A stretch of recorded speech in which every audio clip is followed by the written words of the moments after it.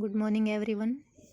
हम अपना lesson number 6 पढ़ रहे थे, भू-आकृतिक प्रक्रिया, जिसमें हम भू-आकृतिक प्रक्रियाओं का निर्माण, उनके प्रकार, ठीक है, अपक्षय, अपरदन, निक्षेपण, ठीक, और अपक्षय की जो प्रक्रियाएं थी, भौतिक अपक्षय, ठीक है, रासायनिक और जैविक अपक्षय और वृत्त संचलन, इन सब के बारे में, भूस्खलन, इन सब के बारे में हम पढ़ चुके थे।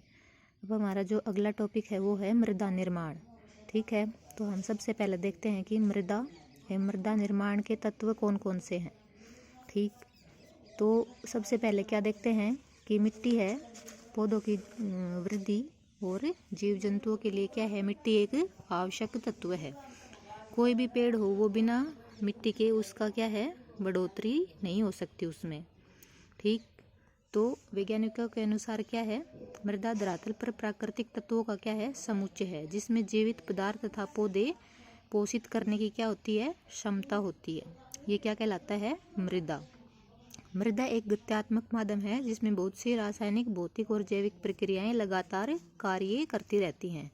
ये जो भौतिक, रासायनिक और जैविक क्रियाएं थी, ये हम पीछे इनके बारे में पढ़ चुके हैं, ठीक है। तो मृदा निर्माण के लिए सबसे पहले क्या है, आवश्यक कारक क्या है, अपक्षय, यानी कि कोई भी चट्टान है उसका सबसे पहले अपक्षय होना आवश्यक है। उसका अपक्षय होने के बाद धीरे धीरे क्या है, मिट्टी का निर्माण शुरू होता है, ठीक है। तो इसकी बहुत सी विशेषताएं मौसम के अनुसार बदलती रहती हैं, ठीक है। जैसे शुष्क और ठंडा और गर्म, ठीक है, या शुष्क और आर्द्र, इन क्षेत्रों में मिट्टी कैसे काम करती है, उनका पौधों की वृद्धि कैसे होती है, वो इसमें बताया गया है। यदि मृदा बहुत अधिक ठंडी या बहुत अधिक शुष्क है तो जैविक क्रिया क्या हो जाती है, मंद या बिल्कुल बंद हो जाती है।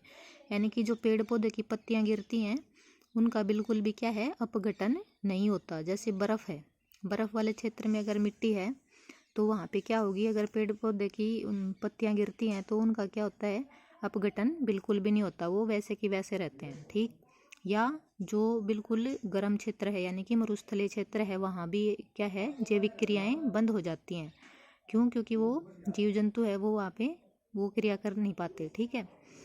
उसके बाद क्या है, और घास सूख जाती है और जैव पदार्थ बढ़ जाते हैं। मृदा का रसायन, उसमें जैव पदार्थ की मात्रा, पेड़ पौधे और प्राणीजात तापक्रम, नमी तथा सभी मौसम के साथ साथ निर्माण की काल अवधि के साथ परिवर्तित क्या है, होते रहते हैं।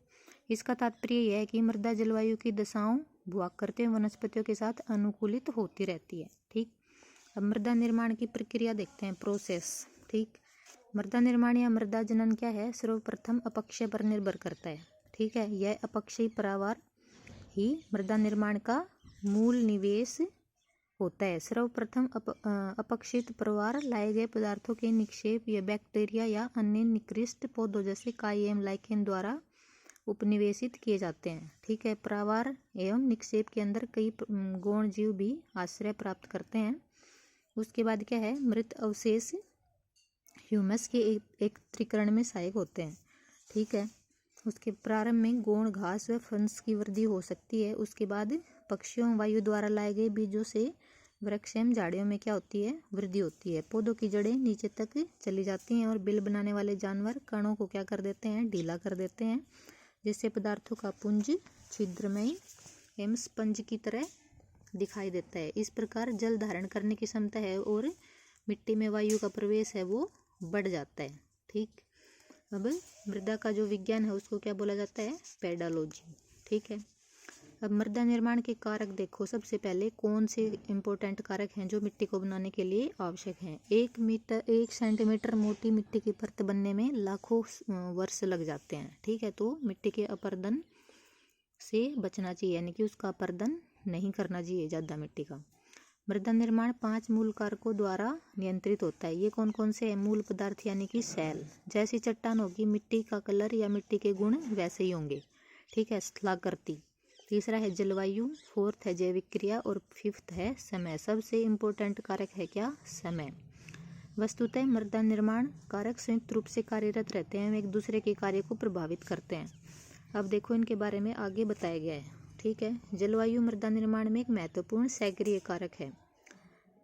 ये मृदा के विकास में संलग्न जलवायु तत्वों में क्या क्या है? वर्षा प्रवणता, वाष्पीकरण, ठीक है, तापक्रम यानी कि वर्षा और तापमान में भिन्नता, ठीक है। दूसरा क्या था कारक? मूल पदार्थ या सेल।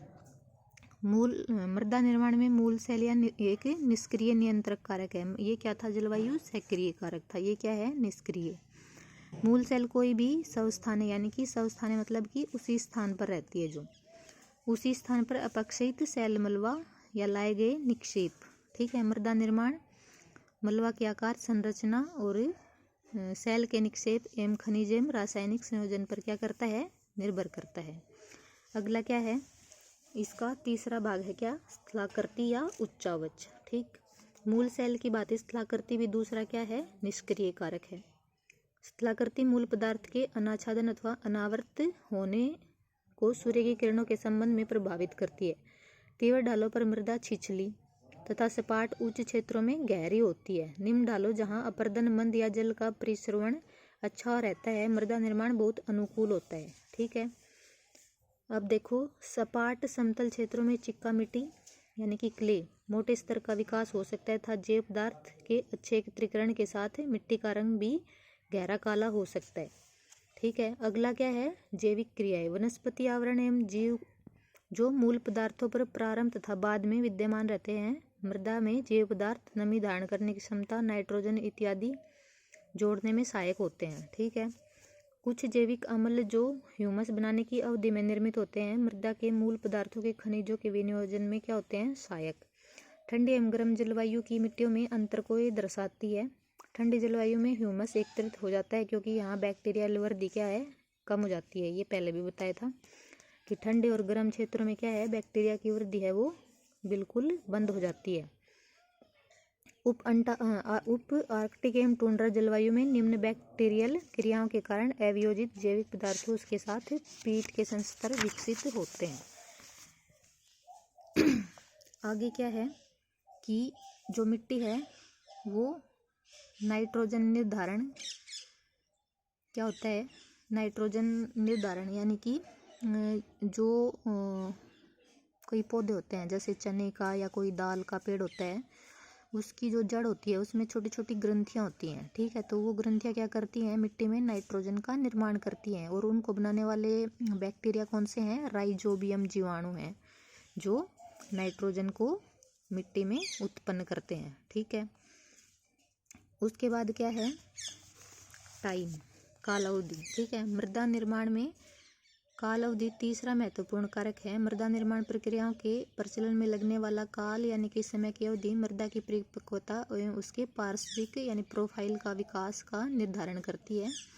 एक मृदा तभी परिपक्व होती है जब मृदा निर्माण की सभी प्रक्रियाएं लंबे समय तक पार्श्विक विकास करते हुए कार्यरत रहती हैं। थोड़े समय पहले निक्षेपित जलोढ़ मिट्टी या हिमानी टिल से विकसित मृदाएं तरुण या युवा मानी जाती हैं। उनमें संस्तर का अभाव होता है, ठीक है। तो जो समय है वो सबसे इम्पोर्टेंट तत्व है मिट्टी के निर्माण में, ठीक। तो ये हमारा लेसन था, ये पूरा हो गया है। इसके क्वेश्चन आंसर हैं, ये भी हमें कॉपी में कर लेने हैं। Okay, thank you.